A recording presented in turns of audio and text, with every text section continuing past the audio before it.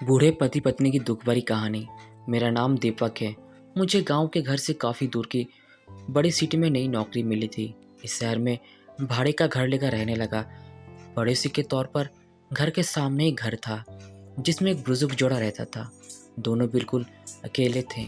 मतलब ना कोई बेटा, ना बेटी, ना नाती, ना पोते, यानी कि संयुक्त परिवार नहीं था। मैं एक संयुक्त परिवार का सदस्य था, इसलिए मुझे अक्सर उनके बारे में विचार आते रहते थे। मुझे देखकर बुरा लगता है, इतनी उम्र होने के बाद भी उनकी देखभाल करने वाला कोई भी उनके साथ नहीं है। जब मैं सुबह ऑफिस के लिए निकलता था तो देखता था कि दादी जी अपने कपकपाते हुए हाथों से दादाजी को चाय देती थी। वैसे ही कपकपाते हाथों में कप लिए दादाजी चाय पीते थे। वहाँ पर रहते हुए कुछ दिनों होने के बाद मुझे पता चला कि ये दोनों मिलजुल के धीरे धीरे घर के सारे काम करते थे। कोई भी उनसे जाकर बात नहीं करता।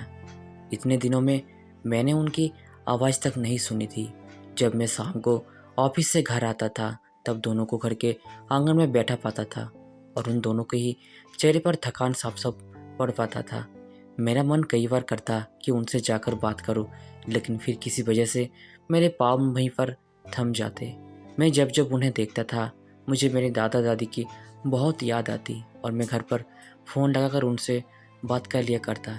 एक संडे जब मुझे ऑफिस में छुट्टी थी तो मैंने देखा दादी जी काम कर रही थी, लेकिन उन्हें रोज़ की अपेक्षा आज काम करने में कुछ ज़्यादा ही तकलीफ हो रही थी। मैंने उनके पास जाकर पूछा कि दादी जी, आपकी तबीयत तो ठीक है ना?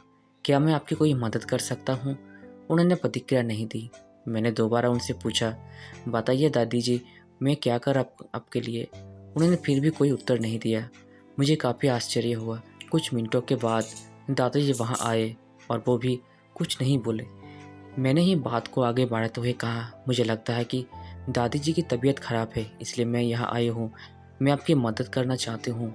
बताइए मैं कैसे आपकी मदद कर सकता हूँ? दादाजी इशारों से मुझसे बातें करने लगे। उन्होंने इशारों से मुझे बताया ये दादाजी सुन और बोल नहीं सकती। उन्होंने ये भी बताया कि वो खुद भी बोल नहीं सकते, वो सुन सकते हैं, मेरी बात समझ सकते हैं। उन्होंने इशारों से दादी से कुछ कहा और दादी ने मेरी तरफ देखकर मेरे माथे पर हाथ फेरा। मैंने उन दोनों की तरफ देखते ही रहा और ना जाने कब मेरे आंखों से आंसू बहने लगे। उस दिन के बाद जब जब मुझे समय मिलता मैं उनके पास चला जाता। वो मुझ पर बहुत प्यार बरसाते। अब तो मुझे उनके इशारे की मीठी भाषा भी बहुत अच्छे से समझ में आने लगी थी। एक दिन मैंने दादाजी से पूछा कि वो अकेले क्यों रहते हैं, क्या उन्हें कोई औलाद नहीं है? दादाजी ने दादी को इशारे से समझाया कि मैंने उनसे क्या पूछा। फिर दोनों मेरा हाथ पकड़कर मुझे आंगन में ले जाए और अपने आंखों के आंसू पोंछे और उंगली का इशारा करते हुए एक साइकिल मुझे दिखाया। साइकिल को देखकर मैं समझ गया कि उनके परिवार वाले उन्हें छोड़कर कहीं जा चुके हैं और वो उनके हिस्से में केवल याद ही बचे हैं। उन्हें रोता हुआ देखकर मैं भावुक हो गया और मैंने दोनों को गले से लगा लिया।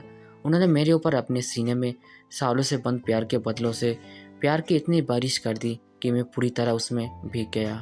तो दोस्तों, अगर ये कहानी आपको अच्छी लगी है तो कमेंट्स में ज़रूर बताएं और चैनल पर पहली बार है तो सब्सक्राइब ज़रूर करें। धन्यवाद।